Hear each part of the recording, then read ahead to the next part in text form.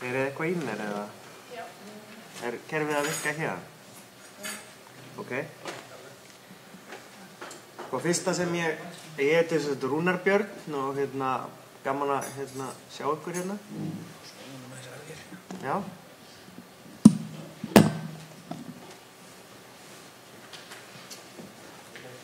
Og já, fyrsta sem að ég vil koma á framfæri svona frá lögfræðingum mínum að Öryrkjabandalagið hefur ekki markað sér stefnu borgaralaun, en hins vegar hefur Öryrkjabandalagið talað það að hækka þurfi örorkulífeyri þannig að hann dugi til að tryggja fólki viðunandi lífsafkomu og afnema tekjuskerðingar í almannatryggingakerfinu, og við teljum að það sé svona í svipaða átt og verið að tala fyrir með borgaralaunum, en kannski fyrir aðeins takmarkaðri fjölda, og ég svo vil taka fram að þegar ég náttúrulega tala borgaralaun þá erum við að tala skilyrðislausa grunnframfærslu. Ég bara nota það sem auðveldara orð til að segja. En sem framtíðarfræðingur, og það kannski nýtt orð fyrir ykkur, en við sem spáum mikið í framtíðinni, við köllum okkur framtíðarfræðinga, þá langar mér aðeins að tala grunnhugmyndina að baki borgaralaunum eins og ég skil hana. Borgaralaun eru viðbrögð við ótta við að atvinnuleysi aukist vegna mikillar aukningar sjálfvirknivæðingar sem margir framtíðarfræðingar telja fyrirsjáanlegt. Hugmyndin falleg og gagnleg ef slíkar aðstæður skapast. Dæmi sjálfvirknivæðingu væri þá til dæmis bara eitthvað svona einfalt eins og sjálfsalar sem koma í staðinn fyrir vinnandi fólks. Og á eftir þá ég með smá myndband ef að gefst tími, sem ég alveg viss að gerist, en þar var ég sem sagt að taka vídeo af svona sjálfsala sem mér fannst mjög merkilegur. Kannski finnst öðrum ekki merkilegt, en við sjáum til á eftir. En við sem samfélag, við þurfum að undirbúa okkur undir möguleikana á auknu atvinnuleysi vegna 4. iðnbyltingarinnar og vera búin að skoða málin vel. Ef við skoðum ekki, þá gæti það orðið okkur dýrkeypt ef við byrjum of seint að spá í þessum hlutum. Þannig að við þurfum að skoða þetta. En það sem ég sé jákvætt við hugmyndin borgaralaun í þessari mögulegu framtíð að fleiri gætu unnið.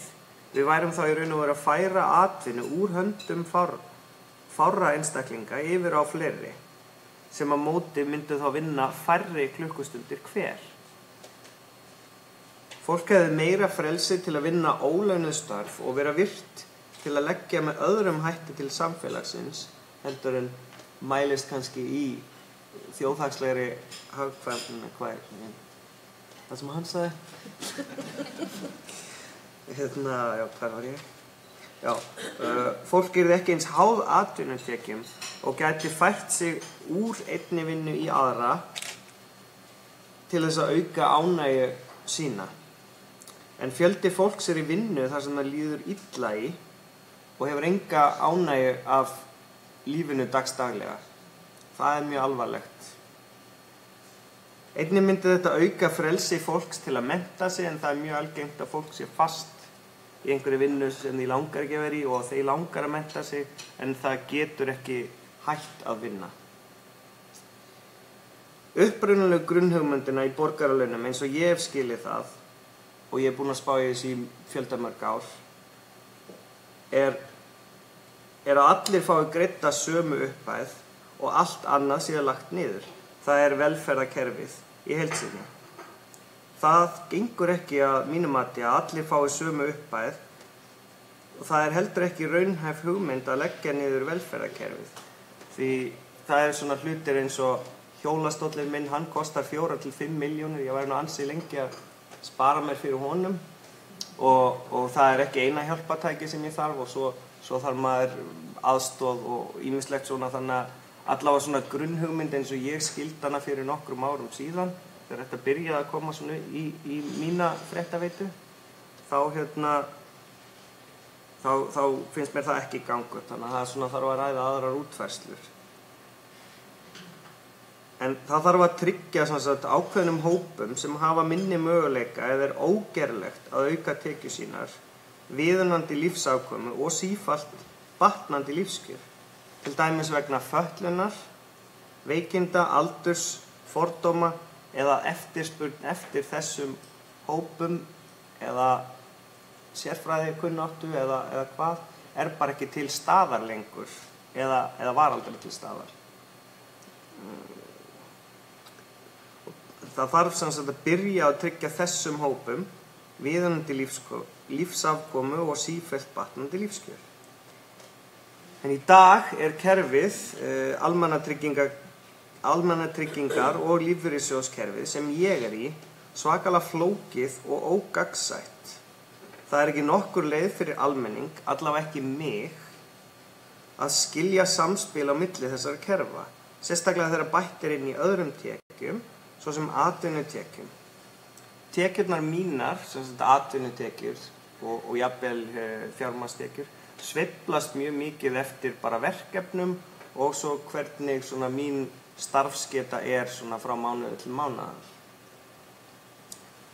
En ég fæ bréf frá lífeyrissjóðnum mínum á 3 mánaða fresti, þar sem búið að endurmeta tekjurnar mínar og þá fæ ég að vita hvað ég fæ frá þeim næstu 3 mánuði. Þá þarf ég að uppfæra tekjuáætlun hjá TR og þeir breyta sínum greiðslum eftir því. Og þá, þar sem kerfið mjög flókið, þá get ég ekki sjálfur, eða mjög illa allavega, séð hver áhrif launatekna á minn fjárhag til lengri eða styttri tíma. En mig grunar að með auknum atvinnutekjum sé ég raun og veru að koma út í tapi. Fyrirkomulagi andara borgaralauna í stað núverandi kerfis, ég gleyma að fletta. Já. Í stað núverandi kerfis örorkulífeyris myndi auka gagnsæi og setja hvata fyrir fatlað fólk og öryrkja til aukinnar þátttöku í þjóðfélaginu. Það þarf að tryggja það að fólk sem getur ekki aukið tekjur sínar festist ekki undir fátækramörkum. Það í raun og veru forgangsatriði. Annars það ekki meira sem ég hef að segja í bili. Hvað var næst? Facebook eitthvað? Já, það myndbandið. Já. Ég ætla að fá að sýna ykkur það. Og auglýsa ævintýr Rúnars í leiðinni.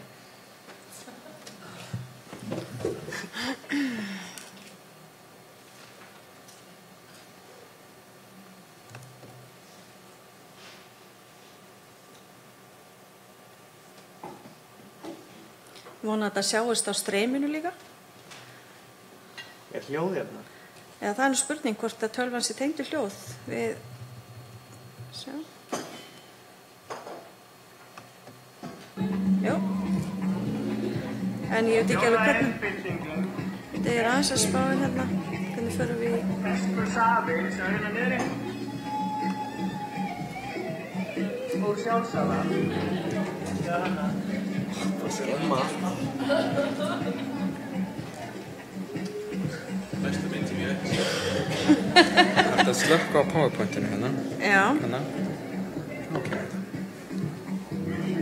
Nei. Já, ok, þið sáu ekki þarna. Já, ég að horfa á þetta sko. Þannig að ég var bara að hugsa, hvað ertu að segja og sjáur þetta ekki? Þetta alveg ótrúlega ekki spennandi myndband samt, sko. Alltaf, ég skal hérna. Og svo kveikir á myndbandinu hérna. Þannig að það gott að það sé búið að byggja vel upp hérna eftirvæntingar fólk. Já, þetta var áhugavert. Þið sáu þetta ekki ennþá? Ég þarf ekki að færa þetta hérna yfir. Já. Það ekki? Já, en mér skilst nú að fólki að það hafi nú verið til svona sjálfsali í IKEA hérna, en mér fannst þetta alveg æðislegt sko. Þetta er besti appelsínusafi sem ég hef smakkað. Hvað segir við hérna? Þetta? Hér? Svona? Þetta ekki alltaf komið hjá mér? Þetta? Og hana? Fjórða innbyltingin, bestur safi, sjá hérna niðri.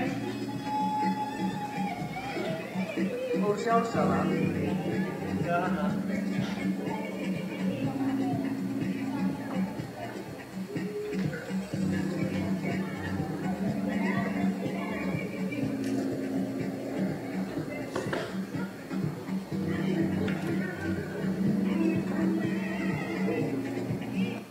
höfum við það. Það þarf ekki að vera flókið til að gera kannski 10 atvinnulausa.